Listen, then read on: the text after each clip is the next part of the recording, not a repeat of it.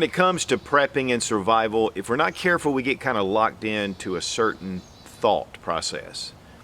And a lot of people get into more of the lone wolf kind of idea. One of the things about history and the history of man is that we have worked together to build our society and to build groups of people. And all this has led to producing different type things that people need, and a lot of trading goes on. But a lot of these older processes have been lost. One of the things that we did this weekend was go to the Renaissance Festival. They hold them all over the country. The one we went to was the Carolina Renaissance Festival that's held every year in Charlotte, North Carolina, or outside, actually Huntersville. I'll have a link down below if you're ever interested in attending. Thousands and thousands of people go to these festivals. Of course, there were a lot of different costumes and people go all out. And it's pretty interesting. And then there are people like me that just go just to observe and to watch and just to enjoy what they put together. This is a permanent facility, and it's held for 2 months every weekend during October, November. A really cool place. And the reason I brought this video to you was because of a lot of the ancient processes. People are making things right there, and they're doing demonstrations. This guy was a master at pottery. Obviously, he'd been doing it for a long time, and so he was showing his wares. We ended up buying quite a bit of pottery while we were there because, number one, it's beautiful, but in a primitive SHTF type situation, grid down, this could be important to be able to, create bowls and plates and different things, utensils that you might need.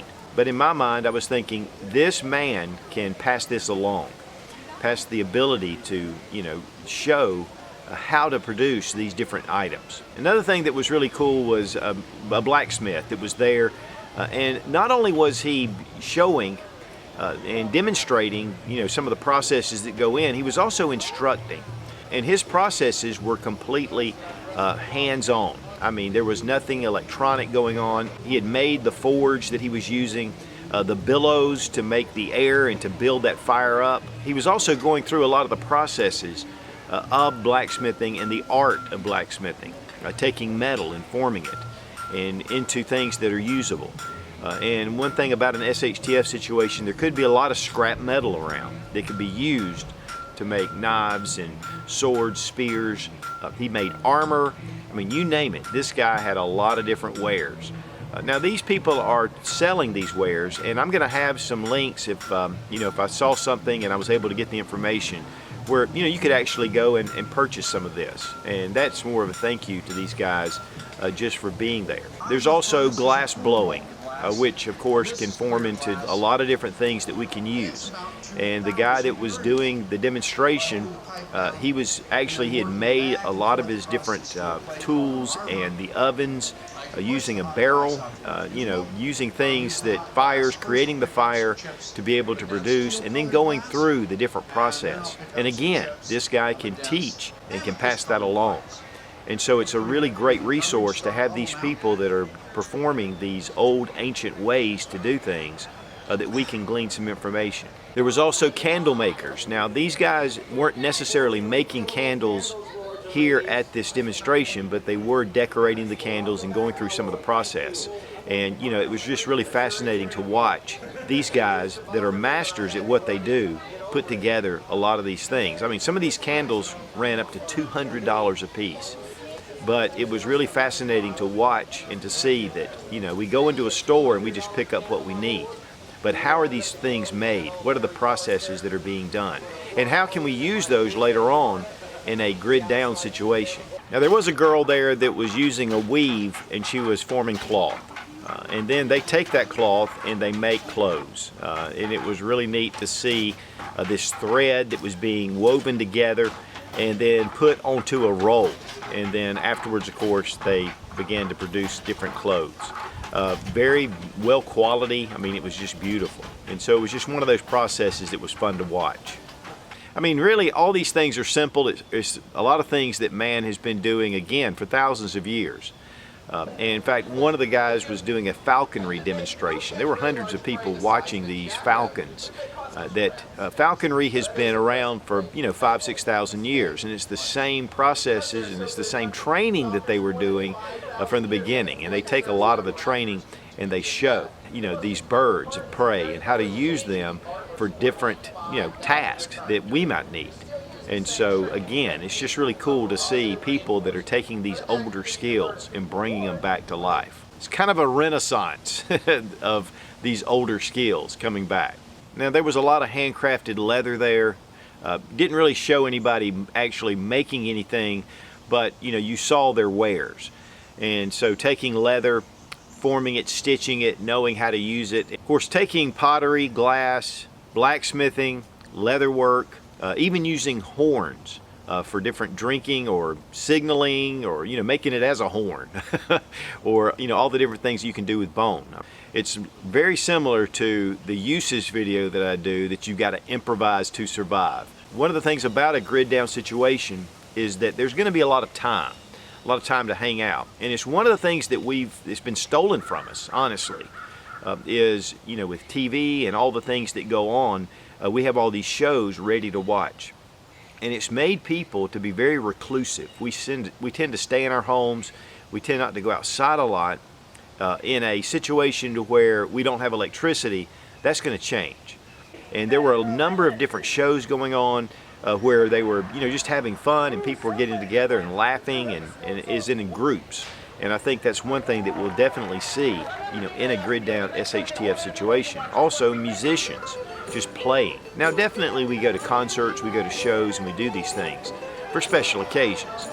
But this could be something that we rely on more and more for entertainment, to pass the time, and to have social events and to get out. The musicians they had there were really incredible. They were playing all kind of different instruments, whether it was little mandolins or harps. That was really neat, just seeing these musicians perform. And there were a lot that I just didn't film because there were so many different things out there. One thing too is of course entertainment, but in the martial arts, and there were jousts that were going on, and some sword fights. And of course this was all play, but it was really cool to see these men that had dressed up in the armor that was needed for battle and horsemanship, and doing a lot of things that were, what yesteryear was a big deal. And today we seem to have lost a lot of that kind of skill. And so it was really great to see a lot of different things that you just don't typically see. Now, not only the jousting was fun to watch, but there was also archery, knife throwing, axe throwing. I mean, there was a lot of primitive weapon skills that were being shown, and you could even participate. To me, it was the medieval shooting range, is what I like to call it. It was really funny to see, but people getting out and just testing their skills, enjoying themselves. Also, the food that was being served. Now, a lot of it was just almost carnival food. It was fun, but there were a lot of type foods that were, just primitively put together, really to match the Renaissance thought and theme. Turkey legs, of course, were a big one. Of course, there were ATMs available that you could use for, purchasing all these different products. Of course, all this is subjective, and in an SHTF situation, what could possibly happen, is just what we think, what we might, perceive. But I think it's good to have some of these ideas together in your mind, that you may have to face these kind of situations. And then, what are your plans? A lot of times when we're prepping, we're buying up different things, but we're not thinking about maybe we need to produce a trade for ourselves. What are we going to have to offer in a grid down situation? Skills that you can learn now very easily, and we have the resources to learn those skills. What a great hobby, especially if you're already kind of into prepping and it's become part of your hobby, making it into a viable skill, and maybe, who knows, you might even start a business doing it. I may even find you at the Renaissance Festival selling your goods. But it would be a great way to be able to start to learn and start to really think about how to process different things that may be used in a grid down situation. But most of all, guys, it was a lot of fun, and I highly recommend going. So guys, if you're serious about prepping and survival, check out Survival Dispatch Insider, one of the best resources on the web. I upload one video exclusive there a week, but there's a lot of really great contributors there. I have a link down below in the description. It is well worth it. Be strong, be of good courage. God bless America. Long live the Republic.